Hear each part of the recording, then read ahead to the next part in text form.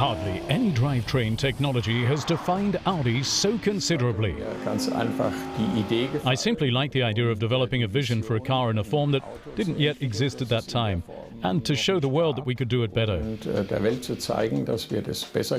The all-wheel drive idea made automotive history for Audi. To learn more about the birth of quattro technology, we travel to Hamelin in the German state of Lower Saxony. Here, in a small industrial town, lives the man who 35 years ago was head of pre-development at Audi and the originator of quattro drive technology. In Ingolstadt, the head of chassis development comes to Walter Tresser and raves about the great handling of a VW Iltis, an off-road vehicle. He made the offhand comment that if we had the Iltis with more engine power, we would outshine all the rest. That was his vision, to have an Iltis that would have superior driving characteristics in snow. I was more of the opinion that we should make a sporty passenger car, a coupe, a two-seater or a 2+2, great performance and four-wheel drive. And then I won out in the end with my idea.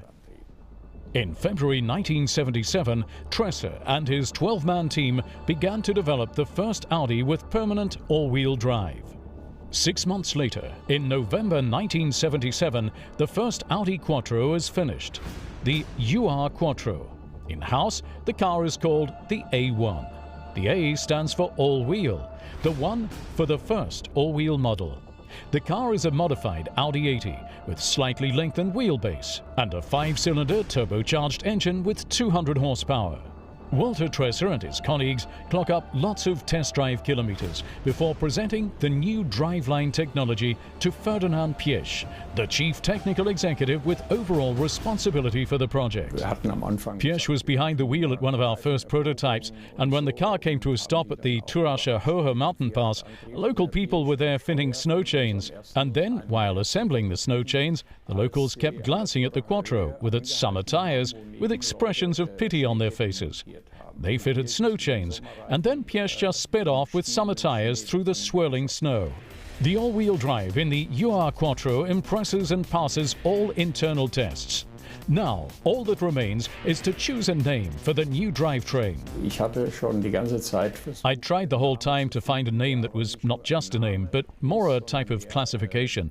And then we came up with Quattro with 2 T's and an R that rolled off the tongue much better. But the Audi marketing department in Wolfsburg was pushing for the name Karat. Before that, I had heard about this perfume from 4711, a simple cologne for women. When the name Karat was presented in this meeting, I said, surely you don't want to name this beautiful car after an ordinary woman's cologne. I showed them the bottle. That didn't make me any friends, but in the end it helped make sure that Quattro won out.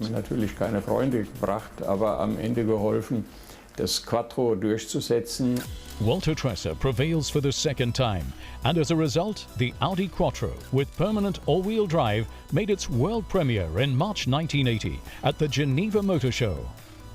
While the all-wheel drive technology goes into series production, Walter Tresser moves to motorsport, along with his all-wheel concept. Here too, the success stories come quickly. In 1981, Franz Wittmann wins the Jana Rally in Austria, more than 20 minutes ahead of the competing cars. This lead and this appearance was all it took to focus the attention of the entire rally world on Quattro and on the four-wheel concept. Today, there's not a single rally car without all-wheel drive. The spotlight also falls on Tresser when the French driver Michel Mouton agrees to join his factory team. The first woman in the history of rally racing. With Mouton, he wins the San Remo Rally. From a technological standpoint, the Audi with all-wheel drive is at least 2 years ahead of the competition. And in 1984, it attracts the rally racing legend Walter Röhrl to the Audi factory team. Everyone wants to drive the most successful car in rally racing history and score victories with the Quattro technology. After amassing over 20 wins, Audi withdraw from rally racing in 1986.